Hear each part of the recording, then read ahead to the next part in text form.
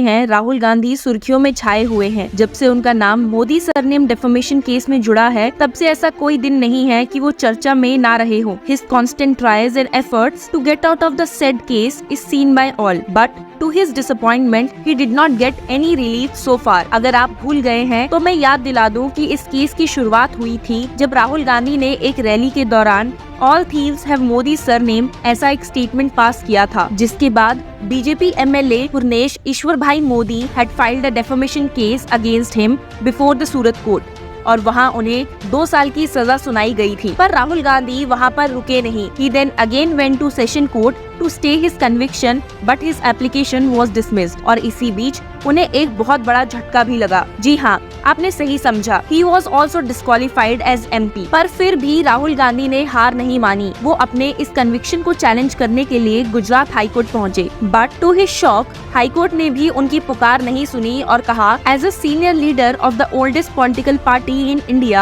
Gandhi was vested with a duty to ensure that the dignity and reputation of a large number of persons or any identifiable class was not jeopardized due to his political activities और utterances। निराश और हताश गांधी अपनी सारी remedies utilise करने के बाद एक फाइनल स्टेप लेते हुए आगे बढ़े और सुप्रीम कोर्ट पहुंचे। सुप्रीम कोर्ट में चले आ रहे इस केस में कुछ ही दिनों में बहुत कुछ देखने को मिला है और आज जो फैसला कोर्ट ने दिया उससे राहुल गांधी के आने वाले पॉलिटिकल करियर पर एक रिमार्केबल इम्पैक्ट पड़ा है। आपको याद होगा कि कुछ दिन पहले इस केस की हियरिंग के दौरान कंप्लेनेंट ने सुप्रीम कोर्ट से कहा था कि कन्विक्शन पर stay rarest of rare cases में ग्रांट किया जाता है और गांधी का केस इस कैटेगरी में फॉल नहीं करता है। उन्होंने कोर्ट को याद दिलाया कि सिर्फ मोदी नहीं, गांधी ने सावरकर को भी डिफेम किया है।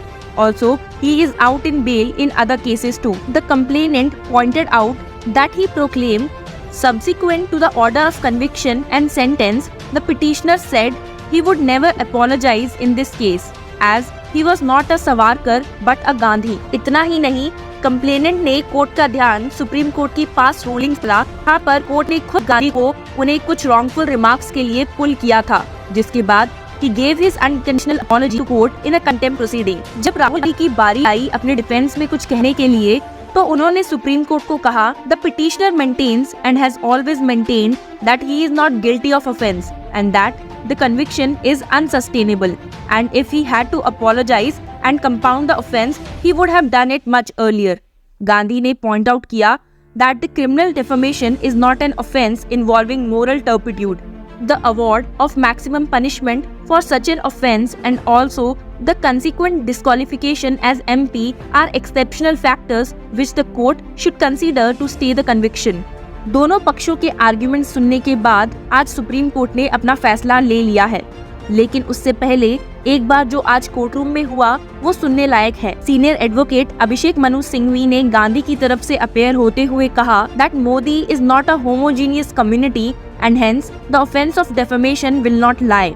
साथ ही उन्होंने पॉइंट आउट किया कि ये एक नॉन कॉग्निजेबल ऑफेंस है और इस केस में एविडेंट्री लॉ का भी कंप्लायंस नहीं हुआ है। He said, complainant says he got a WhatsApp of a newspaper cutting। That is the case। He does not say who gave it। Under 313, he records statement। The actual speech is not proved as per provisions of Indian Evidence Act। वहीं दूसरी ओर senior advocate Mahesh Jethmalani ने complainant की तरफ से argue किया और state किया, His intention was to defame every person with the surname Modi just because it is the name as that of a prime minister।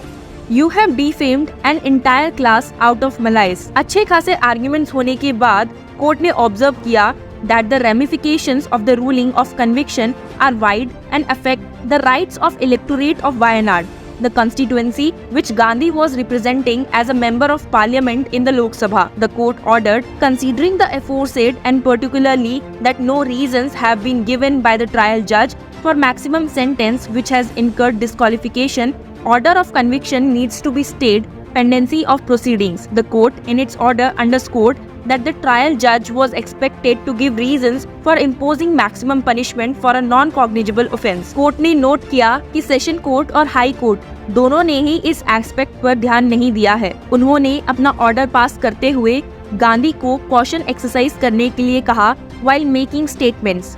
इस ऑर्डर के पास होने के साथ साथ गांधी की membership to Lok Sabha from Wayanad has been restored. तो इतने वक्त के बाद राहुल गांधी को अब जाके एक रिलीफ मिला है। पर क्या इस केस के बाद राहुल गांधी अपने स्टेटमेंट्स पर ध्यान देंगे या फिर से वो ऐसे ही किसी और डेफेमेशन केस में फंस जाएंगे? आपको क्या लगता है? That is all for this news. Keep following Law Chakra.